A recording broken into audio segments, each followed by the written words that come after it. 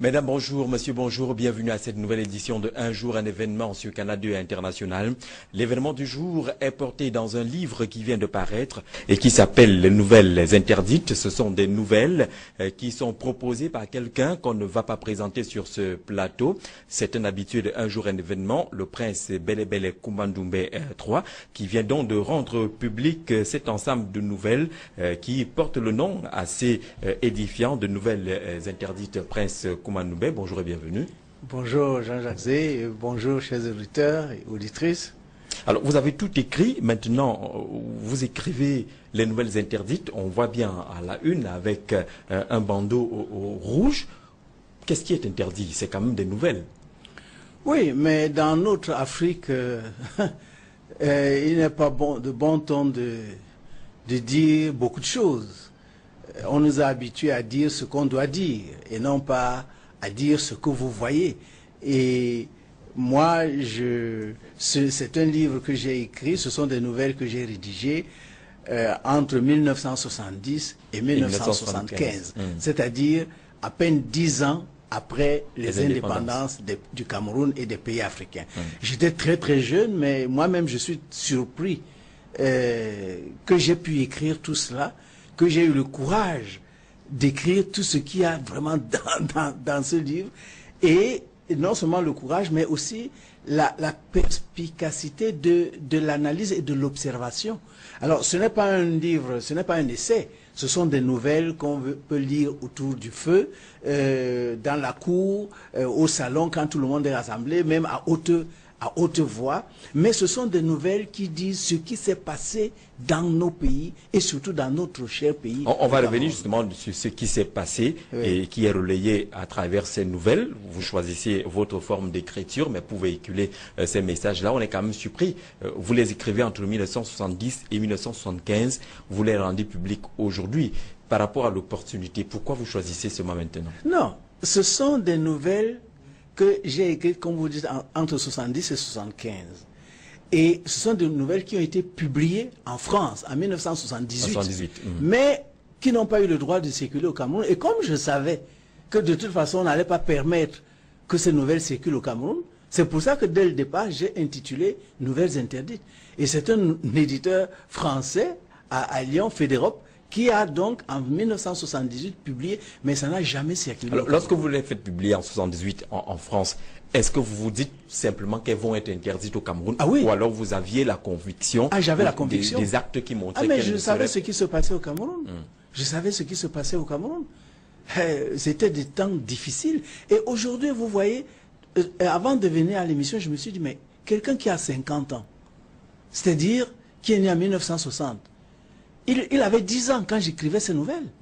Donc, c'est-à-dire que, bon, ça dépend là où il vivait, peut-être qu'il ne pouvait même pas encore comprendre ce qui se passait. Et je me suis dit, donc, celui qui a 50 ans, 40 ans, 30 ans, 20 ans aujourd'hui, il peut savoir, c'est-à-dire d'une manière agréable, parce que ce ne sont pas des essais politiques, ce sont des nouvelles comme des contes autour du feu, mais qui disent la réalité de tous les jours du Cameroun. Il peut découvrir ce Cameroun de l'époque, 10 ans après les indépendances. Qu'est-ce qu'on nous a fait?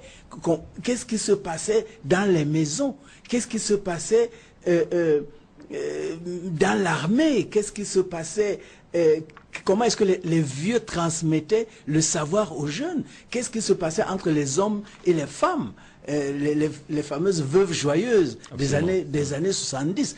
Qu'est-ce qui se passait quand la femme allait voir le marabout? Et quelles étaient les conséquences? Donc, si on restitue l'œuvre dans les années 70, par exemple, qu'est-ce qui pouvait être gênant pour les États africains que ces nouvelles-là soient publiées ici? Qu'est-ce qui était gênant? Si vous lisez, par exemple, le grand anniversaire du Petit Moussa, qui fête ses 10 ans en 1970. Donc, un enfant né en 1960. Pendant les indépendances. Voilà. Et ce conte-là, le grand anniversaire du Petit Moussa, je vous assure que si vous avez la chair de poule quand vous lisez ça aujourd'hui, parce que c'est un jeune qui ne faisait pas la politique, qui ne savait rien. Mais à l'époque, il y avait ce qu'on appelait le couvre-feu. Brusquement, on boucle tout le quartier ou toute la ville. Et ce sont les militaires qui agissent et il n'y a aucune sanction. Et le sang coule. Et ce pauvre petit, parce qu'il fuyait, il ne voulait pas, il fuyait comme tout le monde fuyait. Parce que quand vous voyez les gens, qu'on est en train de tuer les gens, chacun... Et quand il fuit, à la fin, quand tout s'est passé, quand tout était calme, la maman commence à chercher son enfant, elle ne trouve pas.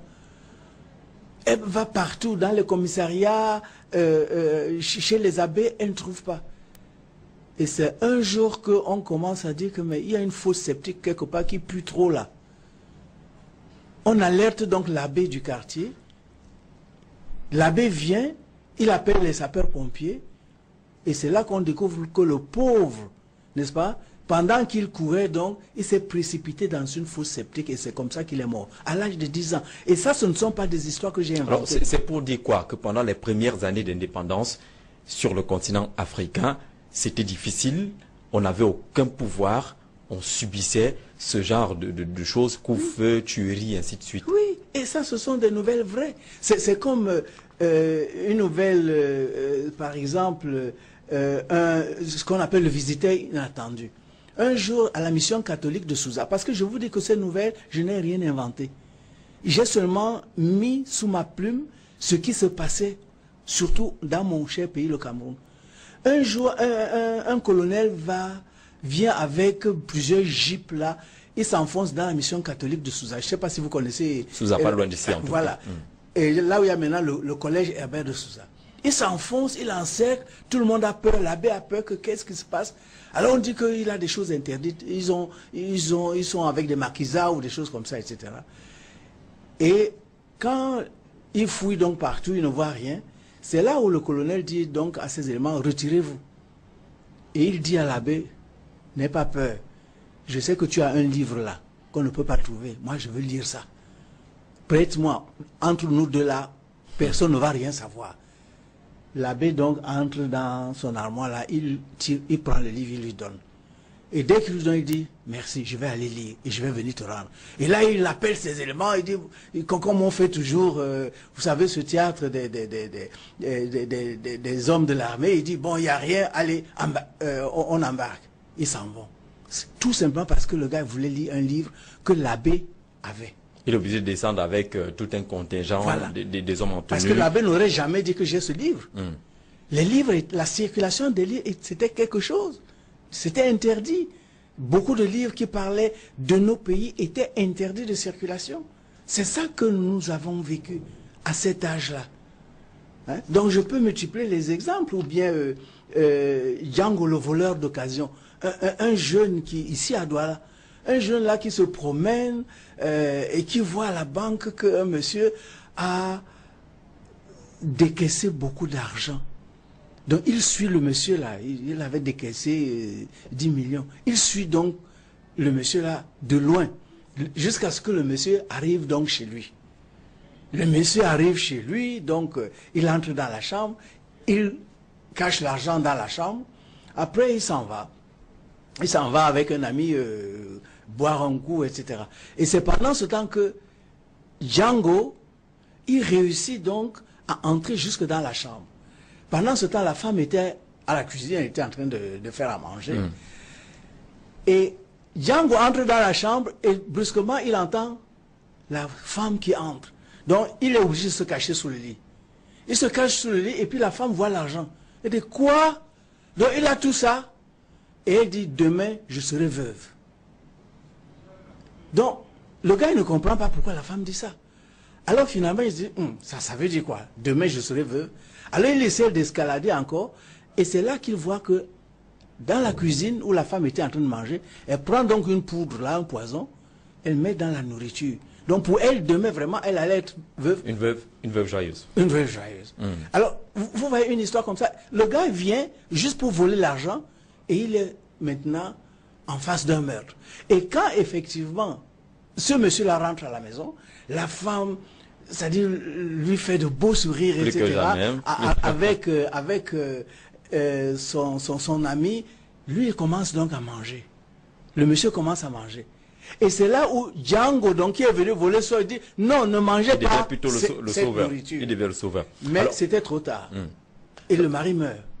Donc, ça, c'était aussi les histoires vraies de ce qu'on appelait les veuves joyeuses de l'époque. Donc, il y a plein d'histoires qui sont contenus dans ce livre-là. Voilà. Vous essayez d'expliquer pourquoi les nouvelles interdites, en lisant un peu la 4e de couverture, les explications que vous donnez. Vous dites que le rôle de l'écrivain consiste-t-il à se taire? Cette interrogation peut-elle signifier que vous avez décidé de ne plus vous taire sur les choses que vous connaissez et que vous semblez dire que les jeunes aujourd'hui n'ont pas la connaissance, n'ont pas la maîtrise? C'était clair. C'est-à-dire que si vous vouliez évoluer à l'époque, il fallait vous taire. Et je me rappelle encore quand, en 1979, je suis rentré de l'université de Lyon pour commencer à l'université de Yaoundé, qui est Yaoundé 1 aujourd'hui, mon doyen m'a dit, c'était à l'époque un vice-doyen, comment nous met toi, tu écris trop. Si tu veux avoir de la promotion dans ce pays, arrête d'écrire. Tais-toi. Tais-toi. J'ai dit comment? Moi, je sais, j'ai enseigné à l'université de Lyon, je sais que un écrivain, un intellectuel, un professeur, c'est plus tu écris, plus tu es pris en considération. Il m'a dit, tu vas voir. Et j'ai vu. Donc, c'était les nouvelles interdites.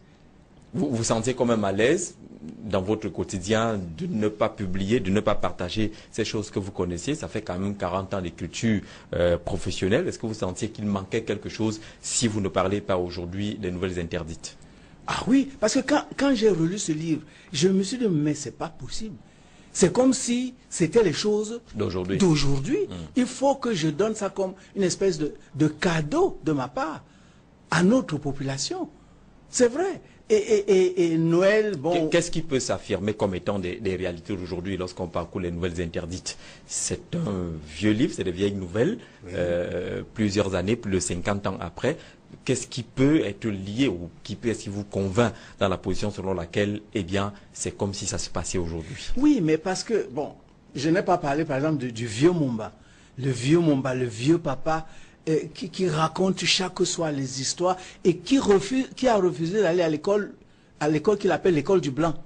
Et quand les enfants rentrent de l'école, il leur raconte pour qu'ils découvrent un autre monde. Donc, aujourd'hui, est-ce que nous avons vraiment avancé dans les pays africains? Aujourd'hui, est-ce que nous ne sommes pas toujours sous tutelle?